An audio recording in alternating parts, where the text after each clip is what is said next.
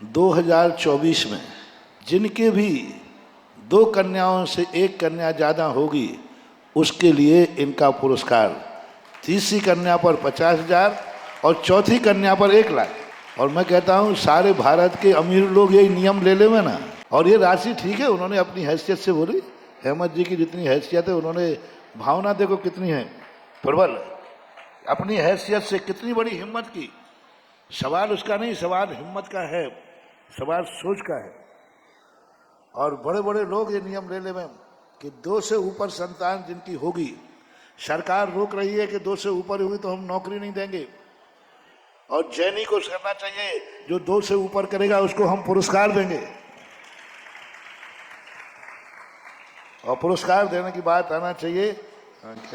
देखिएगा, इनकी बहुत उदार भावना है और इनका कहना था सुबह से ही लगे हैं कि मेरे को आज एक काम करना है, और ये भी मैं नहीं करूंगा, राष्ट्रीय महासमिति जो हमारी बैठी है महिला अधिवेशन वाली, इन महिलाओं के हाथ में सौंपूंगा कि इस वर्ष का पुण्यार्जन तो मैं करूंगा, आगे की व्यवस्था इसको संचालित और आगे बढ़ाते रहे हमारे महिला प्रकोष्ठ। उनकी भावना है कि जिसकी 2024 में तीसरी संतान होगी उसको मैं 51,000 दूंगा, और चौथी संतान होगी तो 1 लाख रुपए दूंगा।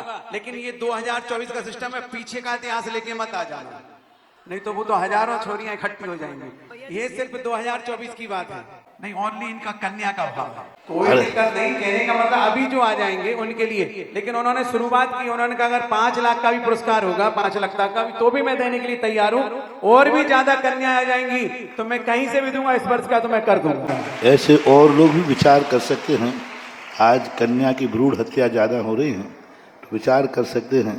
कोई लोग तो ऐसे कर सकते हैं जो बहुत बड़े हैं कि उसकी हत्या मत करो, उसके जीवन की पढ़ाई लिखाई पालन का खर्चा भी दे सकते हैं। और मैं तो कहता हूँ मातृ छायाएँ खोलो, मातृ छायाएँ खोल करके कम से देखो, दुनिया में जो पाप हो रहे हैं वे तो होते रहे हैं और होते रहेंगे।